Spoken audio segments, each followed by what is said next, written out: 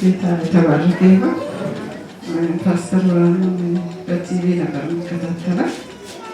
መጣሁ ከነቀምት ወለጋ እና አንዴ በጣም ያመኝ ነበር፣ ግፊት በጣም ያመኝ ነበር።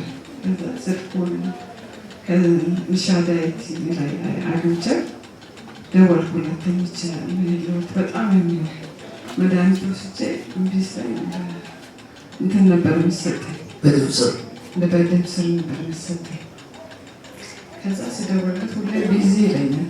አንድ ቀን ልሞት በጣም ያመኝ ነበር። የልጆች ክላስ ገብቼ የመንግስት ክላስ አስጠልቶኛል። የልጆች ክላስ ገብቼ ነበር እንተኛ።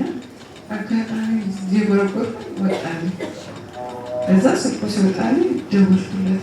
በጣም አሞኛል እንደዚህ እንደዚህ ብዬ ነበር። ከዛ ጸለየልኝ። እሱን መድኃኒት አንሺና ጣዩ። ከዛ ወስጄ ወደ ውጭ መውጣት አልችልም። ወስጄ ቤት ውስጥ ያለ ሸዋር ውስጥ ጣልኩኝ። ከዛ የሆነ ነገር ቀለል አለ።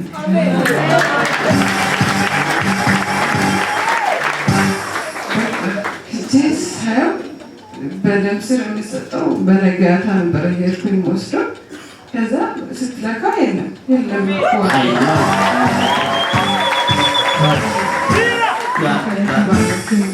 ከዛ ደውዬ ምስክርነት ይሄ ነው የሚሰጠው። እኔ ሩቅ ነገር ነው ደግሞ ሕፃን ልጅ አለኝ ብዬ ስጠይቅ የሆነች ሴት ናት ስልኩን ያነሳችው የዛን ቀን።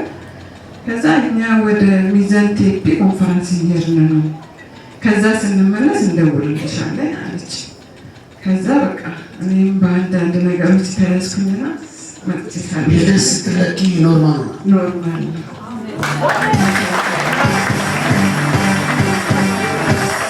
ቸርቻችሁ ሌላ አንሱና እግዚአብሔር ትልቅ ነው።